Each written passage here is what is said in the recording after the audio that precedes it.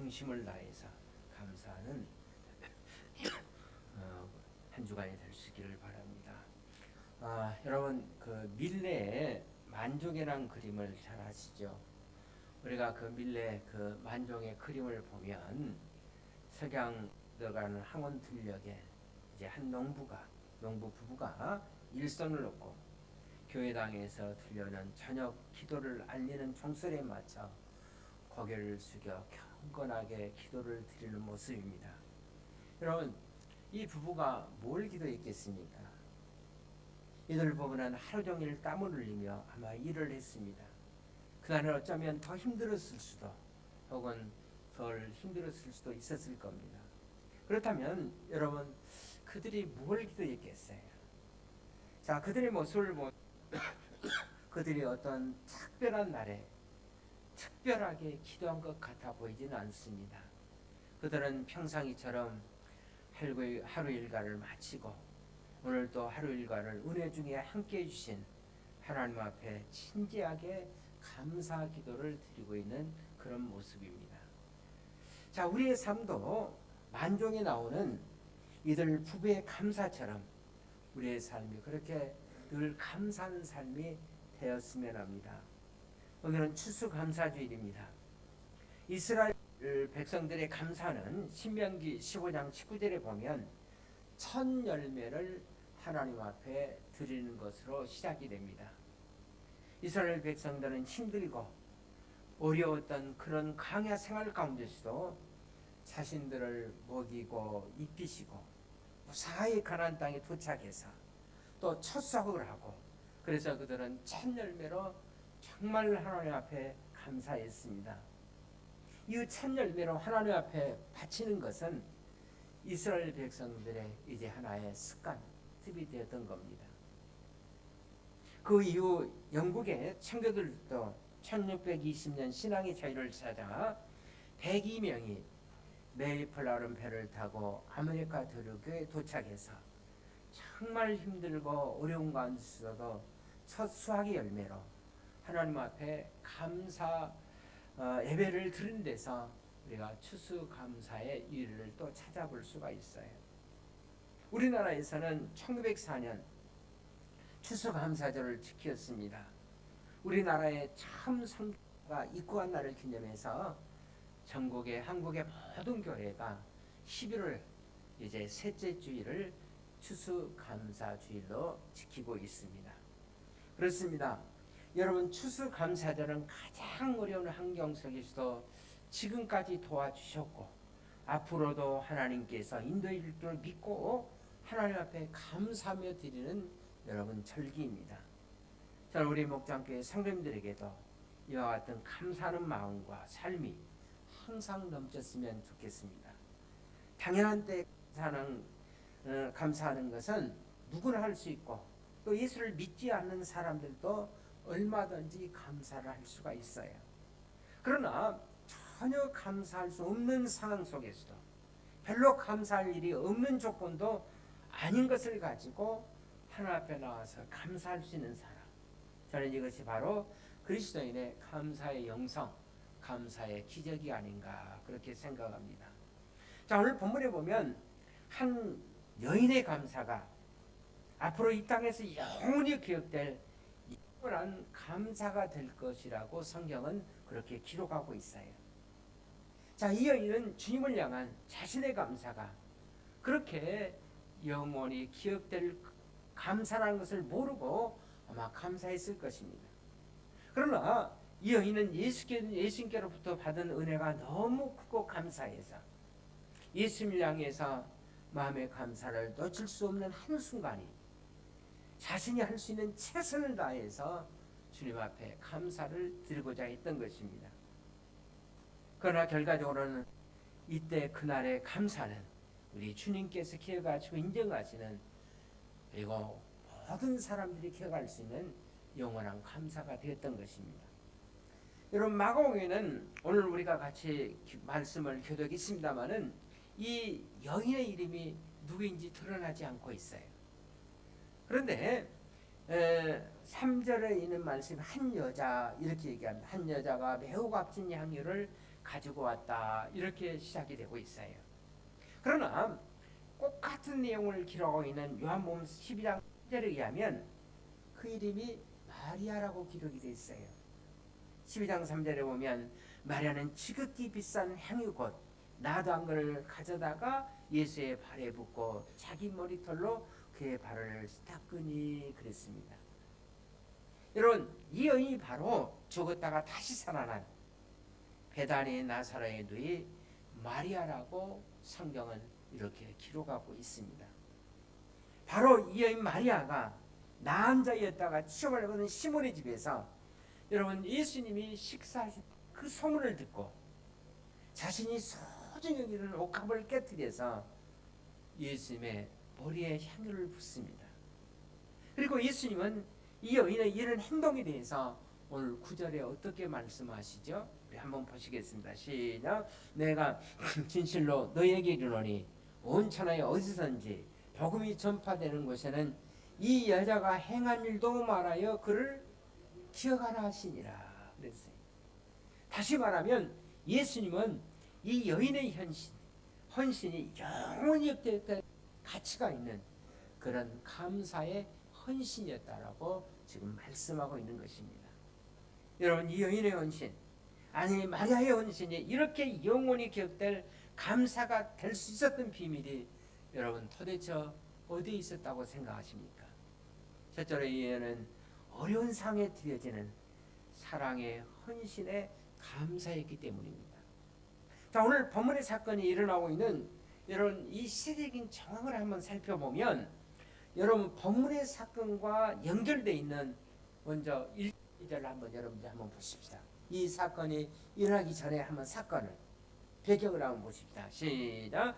이틀이 지나면 유월절과 무교절이라 제사장들과 서기관들이 예수를 흉교로 잡아 죽일 방도를 구하며 이르되 밀라의 날 가오니 명절에는 하지 말자 하더라. 여러분, 때는 바야흐로 예수님을 잡아 죽이려는 정치적 지도자들과의 결탁한 음모가 진행되고 있었던 그런 상황이에요. 이것이 오늘 본문의 먼저 배경입니다. 자, 본문의 사건이 끝나는 맨 마지막에 10절에 보면 자, 이런 음모의 도구로 쓰임을 받았던 한 사람의 악한 제자가 등장해요. 누구이죠? 10절에 있는 말씀을 봅시다. 시작. 12 중에 하나인 가룟 유다가 예수를 넘겨주려고 대장들에게 감해 그랬어요.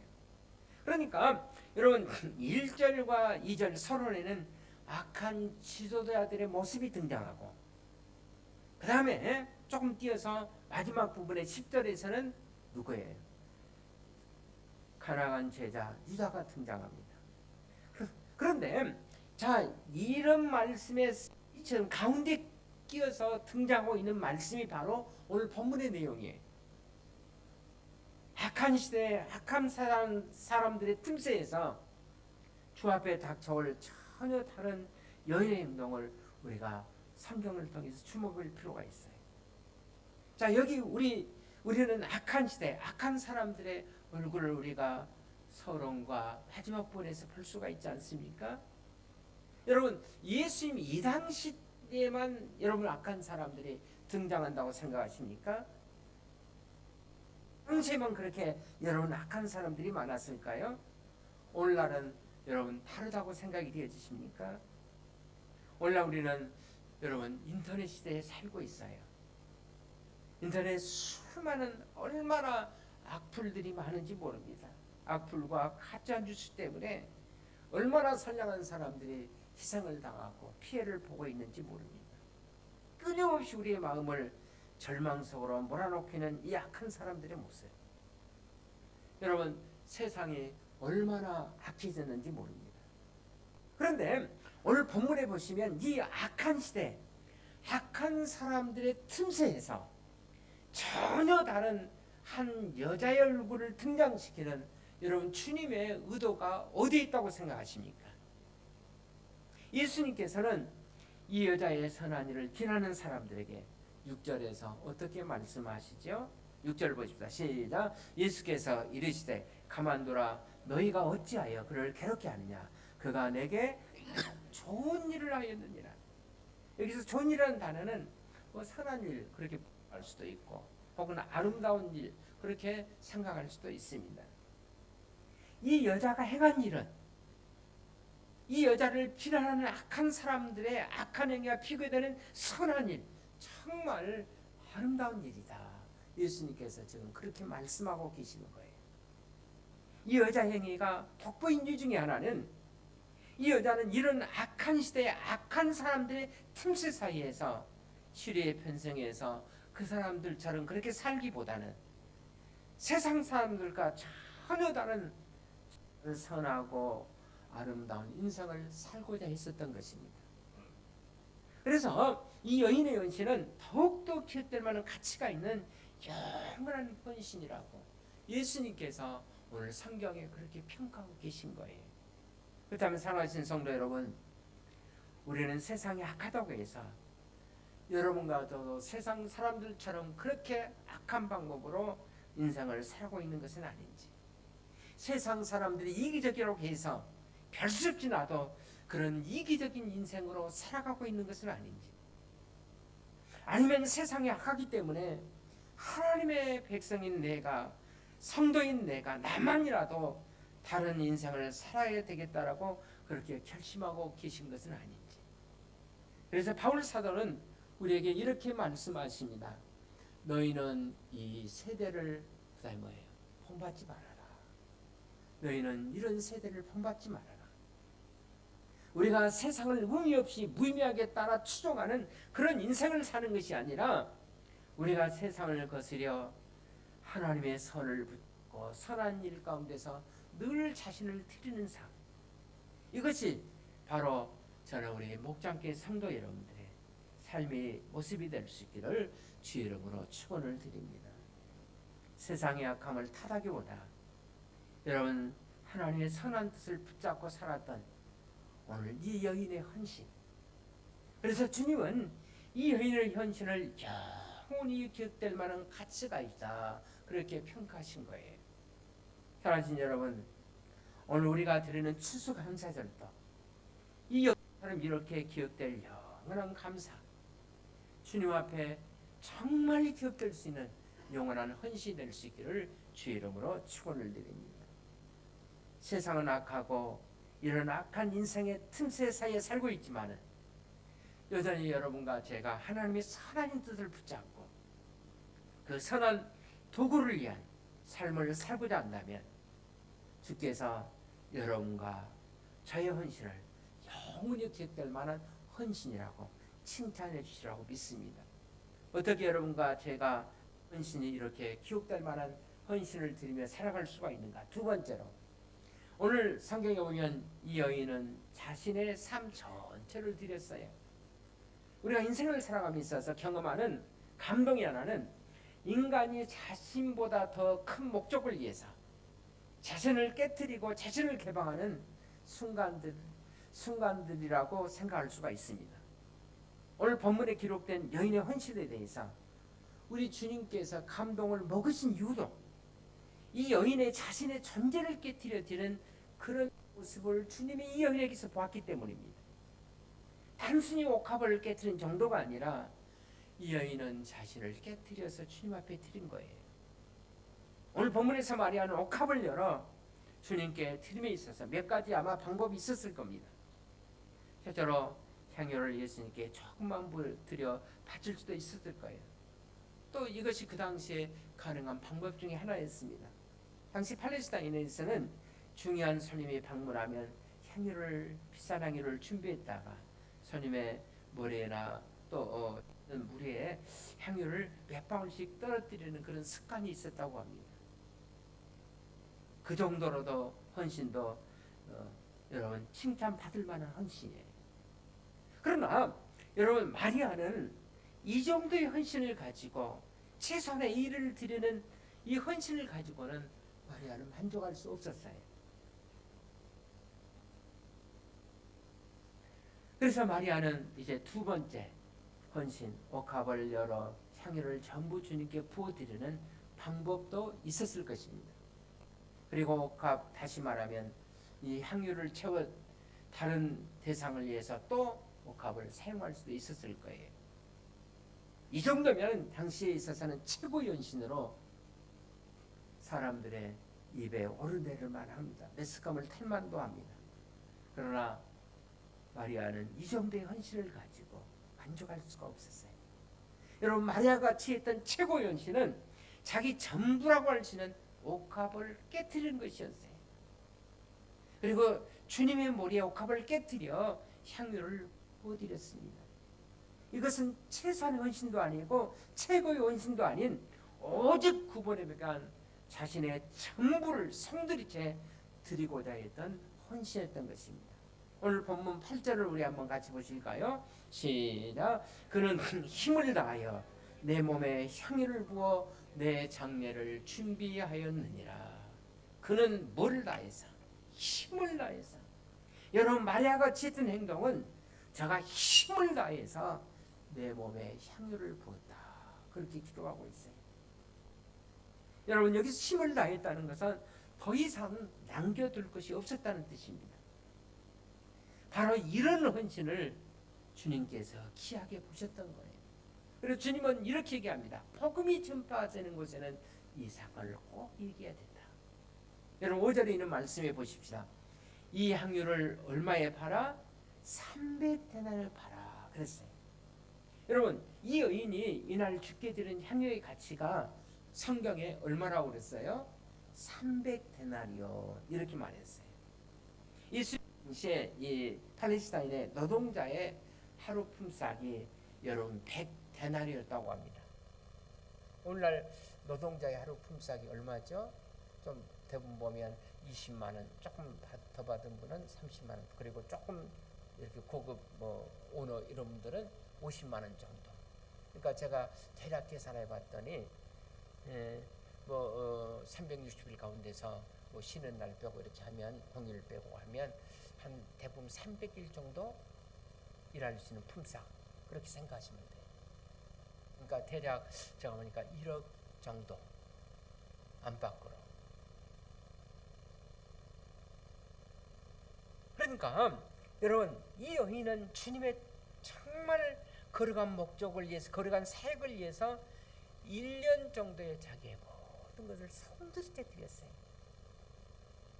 여러분, 1년, 오늘 추수감사주일인데 이 여인처럼 1년 동안에 여러분 수입, 아니 1년은 고사하고 한 달 동안, 저는 한 달 동안 항상 절기마다 저는 드렸어요.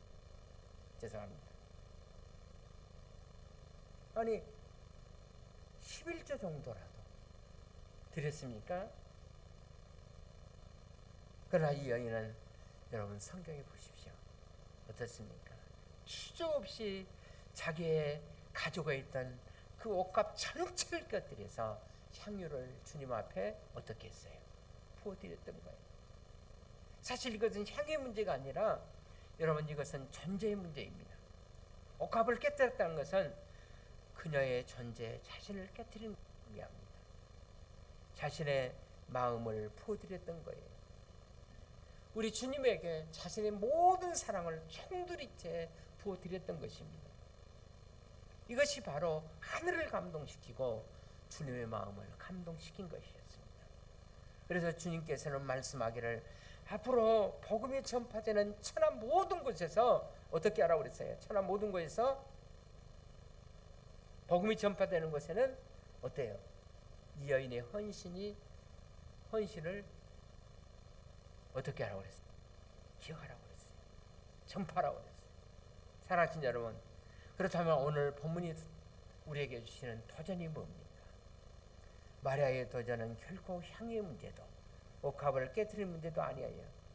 이것은 인생의 어느 시점에서 우리가 과연 여러분 복음의 귀중한 목적을 위해서 내 자신을 이렇게 드려 주님 앞에 그렇게 드려본 적이 있는지, 우리가 주께 드리는 모든 헌신의 기회, 그리고 헌금의 기회, 그리고 모든 감사 기회는 바로 우리 전체를 드리는 헌신을 테스트하는 저는 기회라고 믿습니다.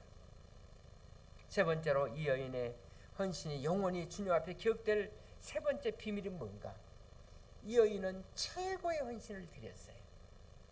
자, 여러분, 모든 헌신은 귀하고 모든 헌신은 아름다운 것입니다. 그러나 그 헌신이 사람이 아닌 우리가 살아가는 앞에 살아가는 주님에게 드려진 헌신이라면 여러분 그것은 더 귀하고 더 아름다울 수밖에 없어요. 나 혼자만이 구하는 것이 아닙니다. 세상을 구원하실 구세주, 우리의 주님에게 우리가 바쳐질 헌신이라면 그 헌신만큼 귀하고 고귀하고 아름다운 것이 어디가 있겠어요? 이 여인의 헌신이 그랬습니다. 날프마티라는 유명한 성경학자가 있습니다. 이 성경학자는 오늘 본문의 말씀을 묵상하면서 이렇게 해석했어요. 자, 오늘 본문의 베다니에서 마리아가 예수님의 머리에 기름을 부은 사건은 매우 중요하고 상징적이고 극적인 신학적인 행동이 이 말씀 속에 있다. 그렇게 얘기했습니다. 이 말이 무슨 뜻이냐면 우리가 여러분 구약 성경에 보시면 자, 기름 부음을 받는 세 종류의 사람들이 있었죠. 누굽니까? 왕, 제사장, 선지자. 이렇게 물었을 때 안 나온 것은 제가 설교를 얼마나 했는지 몰라. 100번도 됐을 겁니다. 이 얘기는. 그래도 안 나온 것은 그냥 본인 책임이죠. 하여튼 세 분의 사람에게 여러분 기름 부어름, 왕, 제사장, 선지자, 그들이 그 자리에 취임할 때 기름 부음을 받아요. 그런데 자, 이 여인 마리아가 예수의 머리에 기름을 부었다. 이건 뭘 뜻합니까? 그러니까 예수님을 누구로 믿었다는 거예요. 왕, 제사장, 선지자에게 기름 부음을 받는데 예수님에게 내가 뭡니까? 기름을 붓다. 이것은 예수님을 누구로 믿었다는 거예요. 나의 왕으로, 제사장으로, 선지자로 믿었다는 거예요.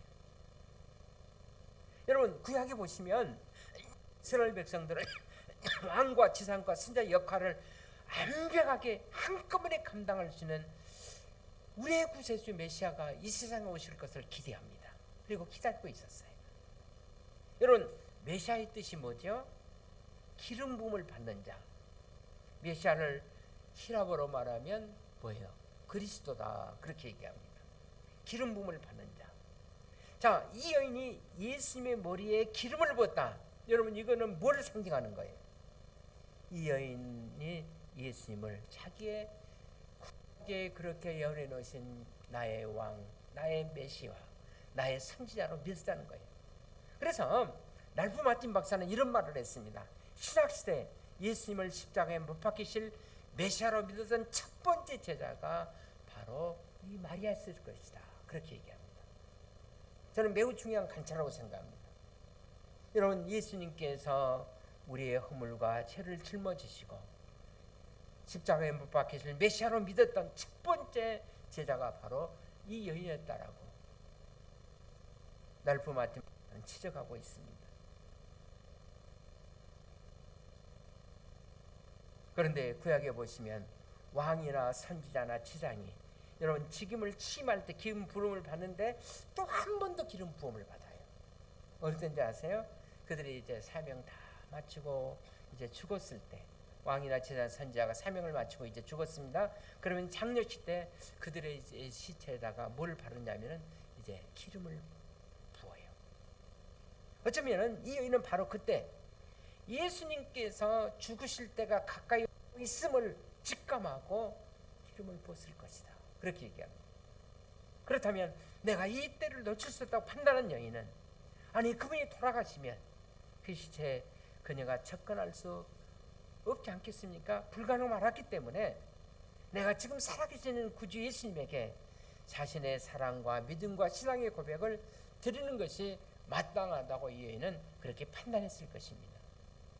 그래서 이 여인은 가감하게 주님 앞에 나와서 자기가 정말로 소중하게 여겼던 옥합을 깨뜨려서 부어드린 거예요. 오늘 성경 본문이 그 말씀을 그대로 우리에게 정리해 주고 있습니다. 이 여인의 심정을 말씀해 주고 있는 8절을 한번 보십시다. 예수님께서도 어떻게 말씀했죠? 시작. 그는 힘을 다하여 내 몸에 향유를 부어 그 다음에 뭘 준비했다고 그랬어요? 내 장례를 미리 준비했느니라 그랬어요. 예수님이 이 여인의 마음을 알아주셨어요. 그래 내가 알아서 내가 내 장례를 미리 준비하고 싶었던 것이지. 그래서 메시아기도 없고 메시아로 죽어갈 그분을 위해서 주님에게 거룩한 기름을 부었던 이 여인, 그렇습니다. 이 여인은 예수님이 십자가에 돌아가기 전에 고귀한 믿음의 고백을, 주님을 향한 자기의 사랑의 고백을 그분 앞에 드리고 싶었던 거예요. 여러분, 사랑과 감사의 고백은 여러분 아무 때나 할 수 있는 것은 아닙니다. 여러분 할 수 있을 때 하셔야 돼요. 내가 여러분 내 몸을 드릴 때도 할 수 있을 때. 자, 저희가 한번 말씀드린 게 있습니다는 어떤 정부의 고관으로 있던 분이 이제 병석에 쓰러졌어요. 아내는 권사님으로 신앙생활을 정말 잘하셨어요. 목사님 가끔 신방 가면 얘기하십니다. 교회 나오셔야 됩니다. 아, 제가 은퇴하고 나면 그때 열심히 하겠습니다. 근데 그분이 어느 땐가 쓰러지고 말았어요. 그리고 중풍으로 쓰러지고 난 다음에 다시 몸을 일으켜 세울 수가 없어요. 그래서 병상에서 눈물을 흘리면서 항상 하는 얘기가, 드렸던 기도가 그런 기도예요. 목사님이 그때 말씀했을 때 내가 갔었더라면, 물론 갔었더라면 또 그런 사건이 안 생길 수 있었지 않겠어요? 근데 병상에 누워서 그때 얘기라도 들었으면. 오래전입니다. 한 번은 제가 하늘산에 기도, 이제 방학 여름 되면 가는데, 우리 교인들도 초창기 많이 갔잖아요, 하늘산에. 그런데 어떤 분이 그 남자분인데 막 그 눈물 흘리면서 통곡하며 그렇게 기도하고 계시더라고요. 그리고 나서 그 기도하니까 같이 또 열심히 기도하고 끝나서 이제 그러는데 사실은 그 얘기 하시더라고요. 제가 옛날에 한 8년 전인가, 지금부터 말고 그분이 그때 얘기할 때 8년 전인데 하늘산 기도 올라갈 때 도로가 막 꾸불꾸불해가지고 차가 막 먼지가 나고, 그래서 자기는 개인 사업을 하고 있어서 오너니까 사업이 너무 잘 됐대요. 그래서 마음속에 생각했대. 내가 이거라도 해두고 가야 되겠다. 그래서 마음속에 작정했대. 근데 너무 바쁜 나머지 그냥 잊어버린 거예요. 해야 되겠지 하고 그냥 잊어버리고. 그리고 나서 한 이제 몇 년 지나고 나서 사업이 어려워졌어요. 붙어났습니다. 그래서 하나님 앞에 나가서 울면서 기도하기를, 회개하면서 기도. 그때 그거라도 해놨으면 남았을 텐데. 저는 그때 했으면 또 하나님께서 지켜주지 않았나, 저는 그렇게 생각합니다. 여러분, 항상 기회가 있는 것은 아니에요. 때가 있습니다. 하나님께서 내게 은혜 주셨을 때, 내게 감동이 왔을 때, 그때가 바로 응사할 때. 그때 지나고 나면 하고 싶어도 하지 못할 때가 있습니다. 결론의 말씀을 맺습니다. 미국 버전에 가난한 모자가 살고 있었어요. 아버지가 목사이기 때문에, 그러나 목회 열심히 하다가 가족들에게 감사라는 이 메시지 하나를 남기고 일찍 세상을 떠나게 되었어요. 아빠였던 목사가 떠나니까 삶에 얼마나 힘들었겠어요. 그래서 가난하게 살았습니다. 어머니는 가난하게 살면서도 집 청소, 세탁, 파출부 등등 하면서 아들 하나를 제대로 공부시키기 위해서 하나님 앞에 열심히 기도했습니다. 아들은 어머니의 뒷받침에 늘 감사하면서 눈물을 흘리며 늘 기도하며 감사하며 봉사는 어머니를 생각하면서 열심히 공부해서 항상 1등만 했다고요. 왜냐하면 이것이 바로 하나님의 은혜와 어머니의 은혜를 갚는 길이라고 생각했습니다. 그래서 프린스턴 대학, 우리나라 이승만 대통령 이 대학 나왔죠. 프린스턴 대학을 1등으로 졸업했습니다. 그리고 학생 대표로 이제 졸업할 때 선설하게 되지 않아요? 선설하게 되었습니다.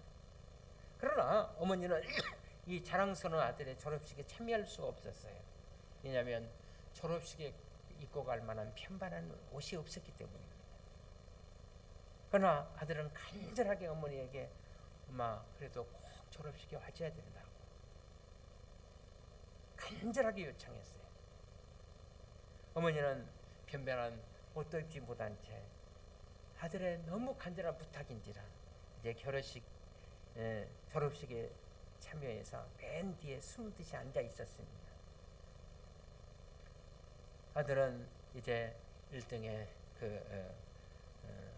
금메달을 받고 목에 걸었습니다. 그리고 그 목에 건 금메달을 목에 걸고 뚜벅뚜벅 어머니가 계신 뒤쪽으로 걸어갔습니다. 그리고 어머니의 목에 금메달을 걸어드리면서 제가 이렇게 무사히 대학을 졸업하게 됐던 거, 첫 번째는 어머니가 늘 감사하는 그 하나님의 은혜이고, 두 번째는 교심들의 은덕이고, 세 번째는 늘 뒤에서 숨어 기도해 주시는 어머니의 은혜, 어머니의 고생이었습니다. 그러면서 자기 목에 걸었던 그 메달을 벗어서 어머니의 목에 걸어드렸습니다. 청중은 우리와 같은 박수를 쳤습니다. 그리고 그 후에 그는 변호사가 되었어요. 그 후에 그는 프린스턴 대학 교수를 거쳐서 1902년도 프린스턴 대학에 드디어 총장이 되었습니다. 그리고 8년 후에는 뉴욕 지사가 되었어요. 그리고 2년 후에는 여러분 미국의 대통령이 되었어요. 그가 바로 누구인지 아십니까? 윌슨 대통령이에요. 여러분, 하나님은 감사하는 목소리를 내는 사람을 그렇게 축복해 주십니다. 여러분, 추수감사절은 가장 어려운 환경 속에서도 지금까지 나를 도와주셨고 앞으로도 나를 도와줄 그 하나님의 은혜를 생각하면서 감사하는 절기예요. 여러분들에게 이와 같은 감사하는 마음과 삶이 있으면 좋겠습니다. 저는 이 감사들의 아침에, 이 남아있는 시간에 여러분과 제가 할 일이 무엇인가?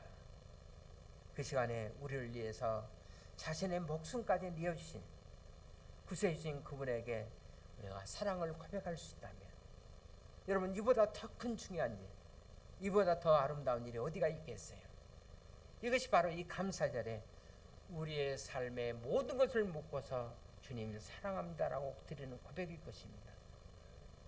우리를 보내신, 그리고 우리를 위해서 죽어주신 주님의 은혜를 감사하면서 내가 할 수 있는 모든 것들을 통해서 그 앞에 감사하며 일평생을 살아가는 여러분과 제가 될 수 있기를 주의 이름으로 축원을 드립니다. 우리 기도하겠습니다. 하나님 아버지, 우리에게 추수감사주의를 주셔서 감사합니다.